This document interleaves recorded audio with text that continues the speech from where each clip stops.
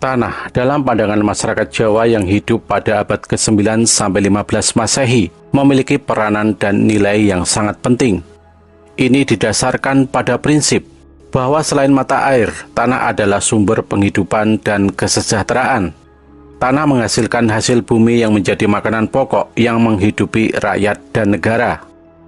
Masalah tanah adalah masalah utama yang senantiasa berhubungan dengan nasib manusia sepanjang hidupnya.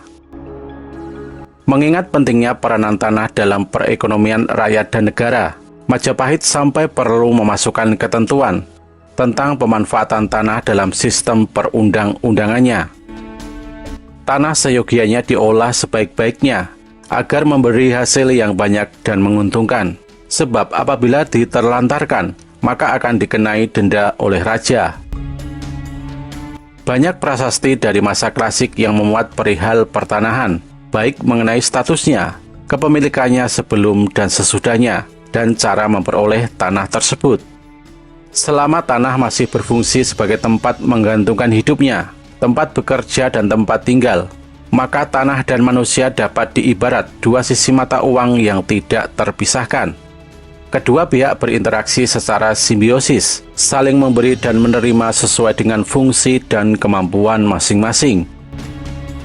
Sejalan dengan perkembangan peradaban manusia dan kemampuannya mengolah tanah, maka kebutuhan akan tanah akan meningkat. Hal ini akan meningkatkan pula nilai ekonomis tanah sebagaimana ditunjukkan dalam transaksi jual beli tanah yang sering dilakukan oleh masyarakat, khususnya yang hidup di zaman Jawa kuno. Raja sebagaimana disampaikan oleh Titi Surtinastiti tidak sepenuhnya memiliki hak atas tanah, karena rakyat juga memilikinya. Hal ini disimpulkan dari seringnya disebutkan adanya transaksi tanah, seperti gadai dan penjualan tanah, dalam prasasti-prasasti dari masa klasik Hindu-Buddha. Bahkan dari sumber prasasti didapati suatu berita bahwa raja pun harus membeli untuk mendapatkan tanah. Berikut ini adalah 3 prasasti yang memuat permasalahan sengketa tanah. Yang pertama adalah prasasti Himat. Kedua pihak yang berseberangan adalah para rama di Walandit melawan para dapur di Himat yang mempermasalahkan kedudukan Dharma Kabuyutan dan status desa Walandit terhadap Himat. Para dapur memberi kesaksian bahwa kundi tani yang ditemukan di Walandit sesungguhnya berasal dari Himat, dan atas jasa para dapur Himatlah para rama di Walandit mengetahui kerusakan Sang Hyang Dharma Kabuyutan, sehingga merasa berhak memungut pajak atas Walandit. Sebaliknya, para rama di Walandit memiliki kesaksian akan status Swatantra Dharma Kabuyutan yang telah ditetapkan oleh Empu Sindok 400 tahun sebelumnya. Demikian pula dikatakan bahwa desa Walandit mendapatkan kewajiban untuk melakukan pemujaan di Dharma Kabuyutan serta memeliharanya, juga mengawasi orang-orang yang mandi dan mengambil air suci di tempat suci itu. Kemudian tegas dikatakan bahwa Walandit bukan merupakan punpunan dari Himat. Kasus ini berakhir di luar pengadilan dengan dimenangkannya para rama di Walandit oleh para pejabat negara, sebab terdapat bukti yang meyakinkan. Yang kedua adalah prasasti Tija. Akar masalahnya adalah transaksi jual beli tanah perdikan Kawajenan di Haru-Haru dan Tija. 28 tahun sebelumnya, dari saat penanggalan yang terdapat pada prasasti, Buyut Amataki membeli tanah Sima tersebut secara waru kipas. Selanjutnya hasil bumi tanah tersebut dinikmati oleh Kebu Kikil, sementara Awaju di Manayuti tidak lagi memiliki hak atas kedua tanah itu. Pihak Awaju di Manayuti tampaknya mempermasalahkan dan menggugat tanah itu lagi. Atas pertimbangan raja, gugatan Awaju tidak dikabulkan, sehingga kalah dalam perkara ini. Kebijakan raja tersebut kemudian didengar oleh seseorang yang bernama Rakyan Jasunwungkal, yang kemudian menghadap raja dan mengadu bahwa ia sesungguhnya memiliki hak atas tanah Kawajenan. Menurutnya, seharusnya semua pajak atas tanah Kawajenan diserahkan pada Nayaka, dan ia merasa Awaju di Manayuti telah lalai membela kepentingannya sebagaimana seharusnya. Raja pun menanyakan pada Awaju di Manayuti tentang hasil pajak yang dipermasalahkan oleh Rakyan Jasunwungkal. Akan tetapi Awaju di Manayuti beralasan bahwa hasil pajak telah diserahkannya pada Nayaka dan dipergunakan untuk menjamu Pangurang dan Angasuwuwuh.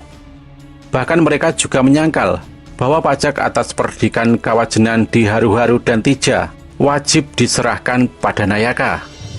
Selanjutnya, Raja mendengarkan kesaksian para Awaju di Palinjuan, di Padang, dan di Mapapan. Mereka membantah pernyataan Awaju di Manayuti dengan mengatakan bahwa mereka berhak menggadaikan, berhak dijual lepas, dan berhak menjual waruk tanah perdikan di Kawajewan. Mengenai pajaknya sendiri tidak harus diserahkan kepada para Nayaka, tetapi dikuasai oleh mereka sendiri, kecuali Panemas dan Paure yang memang harus diserahkan kepada Nayaka. Dan yang ketiga adalah Prasasti Manasatu Manuk.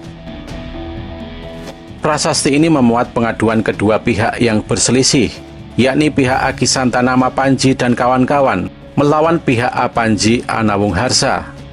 Kepada Rakian 1 Pakirakiran, Aki Santana Mapanji mengatakan bahwa tanah di Manasatu Manuk seluas 67 lirih adalah miliknya.